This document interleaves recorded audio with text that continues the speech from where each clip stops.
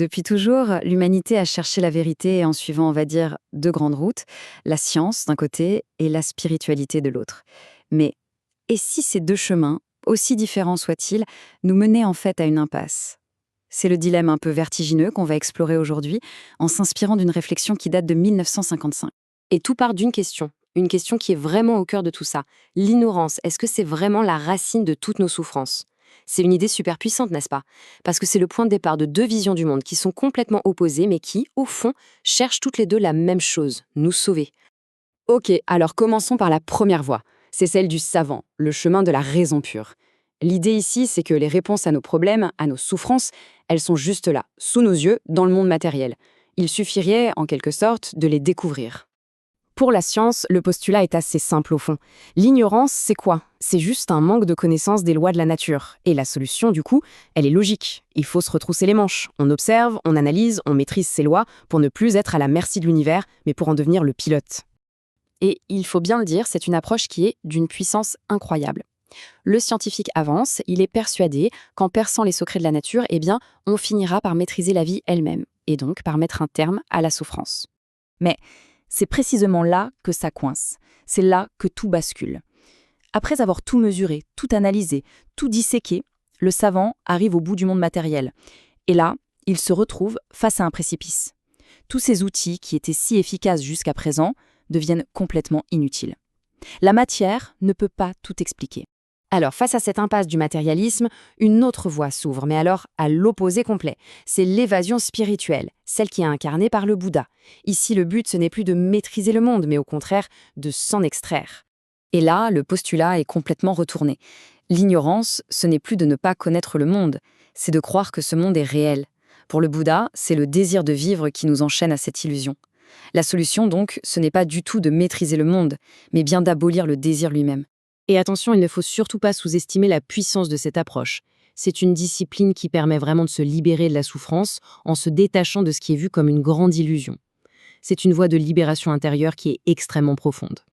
Seulement voilà, il y a une limite, et elle est de taille. Cette solution, elle est purement individuelle. Elle peut sauver une personne, mais elle ne peut pas sauver le monde.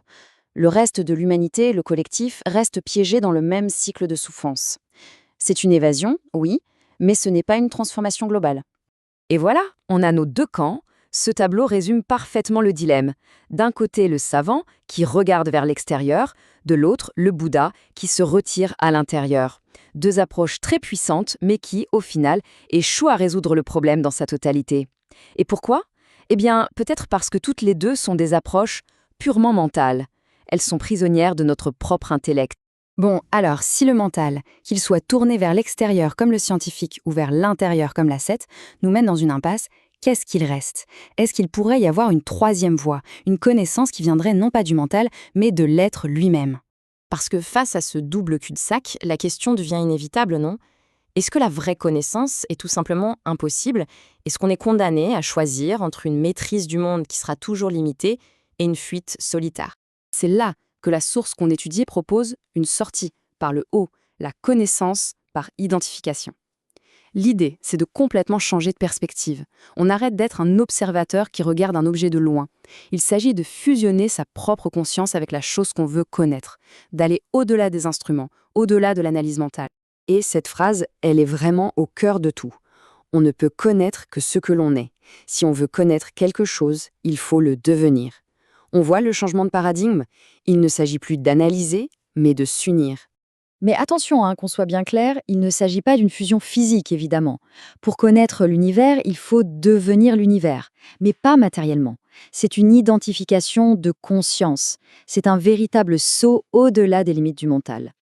Ok, mais alors, si cette troisième voie existe vraiment, qu'est-ce que ça implique pour l'humanité tout entière? Est-ce que c'est juste une belle idée, un concept philosophique, ou est-ce que ça pourrait être le prochain grand pas de notre évolution? Pour bien saisir cette idée, il faut prendre un peu de recul et regarder notre propre histoire. De l'âge de pierre jusqu'à aujourd'hui, on a passé des milliers et des milliers d'années à perfectionner un seul et même outil, notre mental. Ce qui était au départ un outil assez rustique est devenu un super ordinateur incroyablement complexe. Et la source qu'on analyse propose une métaphore assez parlante pour ça. Pendant des siècles, l'humanité s'est comportée comme un enfant qui découvre un nouveau jouet absolument fascinant, et ce jouet, c'est son propre mental. Et depuis, on n'a fait que jouer avec, explorer tout ce qu'on pouvait faire avec. Et on se retrouve en plein milieu d'une sorte de grande cour de récréation planétaire. On invente, on se bat, on découvre, on détruit. Tout ça, c'est le chaos un peu créatif d'une humanité qui apprend simplement à utiliser ce nouvel outil incroyable qu'est le mental. Mais, et si tout ce jeu, toute cette agitation, n'était en fait qu'une préparation? Et si on avait passé tous ces millénaires à forger cet outil mental, non pas pour que ce soit une fin en soi, mais juste pour être assez mûr, pour apprendre à le dépasser? Et ça nous amène à la toute dernière question, celle qui reste en suspens. Avec toute notre technologie, toute notre science, tout notre savoir, est-ce qu'on a enfin fini de jouer avec notre mental? Sommes-nous prêts pour l'étape d'après? La question, bien sûr, reste ouverte.